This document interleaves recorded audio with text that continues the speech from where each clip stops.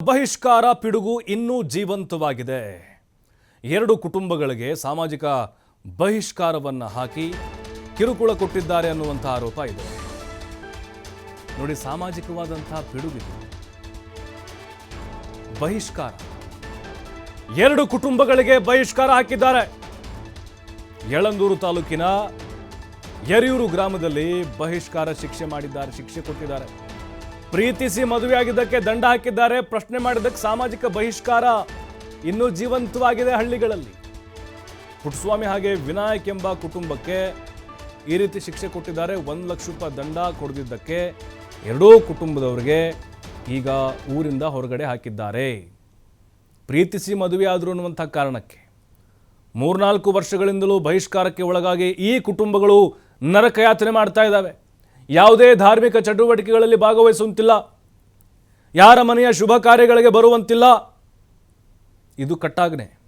ಹೀಗಾಗಿ ಬಹಿಷ್ಕಾರ ತೆಗೆದುಹಾಕಬೇಕು ಅಂತ ಚಾಮರಾಜನಗರ ಎಸ್ಪಿಗೆ ಆ ಕುಟುಂಬಗಳು ಮನವಿಯನ್ನು ಮಾಡಿಕೊಂಡಿದ್ದಾವೆ. ವಿವಿಧ ಕನ್ನಡಪರ ಸಂಘಟನೆಗಳು, ರೈತ ಸಂಘಟನೆಗಳು ಅವರ ಬೆಂಬಲಕ್ಕೆ ನಿಂತಿದ್ದಾವೆ. ನೋಡಿ, ಇದೇ ಕುಟುಂಬ ಅವ್ರ ಮನೆ ಹತ್ರ ಯಾರು ಹೋಗಲ್ಲ, ಅವ್ರ ಸಹಾಯಕ್ಕೆ ಬರಲ್ಲ. ನೋಡಿ, ಒಂದು ಕಾಳು ಕಡಿಯಾಗಿರ್ಬೋದು, ಏನೋ ಒಂದಾಗಿರ್ಬೋದು, ಅವ್ರ ಮನೇಲಿ ಏನೇ ಒಂದು ಕಷ್ಟ ಬಂದರೂ ಗ್ರಾಮಸ್ಥರು ಯಾರು ಹೋಗ್ತಾ ಇಲ್ಲ. ನೋಡಿ, ನಮ್ಮಲ್ಲಿ ಕಾನೂನು ಇನ್ನೂ ಜೀವಂತವಾಗಿದೆ. ಆದರೆ ಕಾನೂನನ್ನು ಮೀರಿದಂತಹ ಕೆಲವೊಂದಿಷ್ಟು ಈ ಘಟನೆಗಳು ಕೆಲವು ಹಳ್ಳಿ ಕಡೆಗಳಲ್ಲಿ ನಡೀತಾ ಇದ್ದಾವೆ. ನಿಜಕ್ಕೂ ದುರಂತ ಇದು.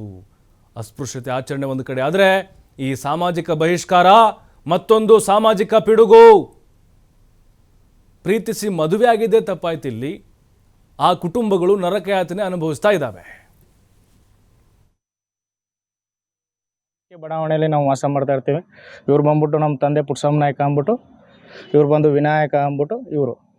ನಮ್ಮ ಸಮಸ್ಯೆ ಏನು ಅಂದರೆ ಬಹಿಷ್ಕಾರ, ಸಾಮಾಜಿಕ ಬಹಿಷ್ಕಾರ ಕಾಯ್ದೆನ ಪದ್ಧತಿಯನ್ನು ನಮ್ಮ ಊರಲ್ಲೇ ಜಾರಿಗೊಳಿಸಿರೋದು. ನಮ್ಮ ಎರಡು ಕುಟುಂಬಗಳನ್ನ ಬಹಿಷ್ಕಾರ ಸಾರಿರ್ತಾರೆ. ಹಿರಿಯೂರು ಗ್ರಾಮದ ನಾಯಕ ಸಮುದಾಯದಲ್ಲಿ ಮುಖಂಡರುಗಳು ಸೇರಿ ಬಹಿಷ್ಕಾರನ ಸಾರಿರ್ತಾರೆ. ಒಂದು ರವಿಕುಮಾರ್ ಅನ್ನೋ ಕುಟುಂಬನ, ಎರಡದು ವಿನಾಯಕ ಅವ್ರ ಕುಟುಂಬನೂ 4-5 ವರ್ಷದಿಂದ ಅವ್ರನ್ನ ಸಾರಿರ್ತಾರೆ. ನಮ್ಮದು 1 ವರ್ಷದಿಂದ ಸಾರಿರ್ತಾರೆ. ಕಾರಣ ಏನು? ಅತಿ ಹೆಚ್ಚು ದಂಡ ವಿಧಿಸುವಿಕೆ.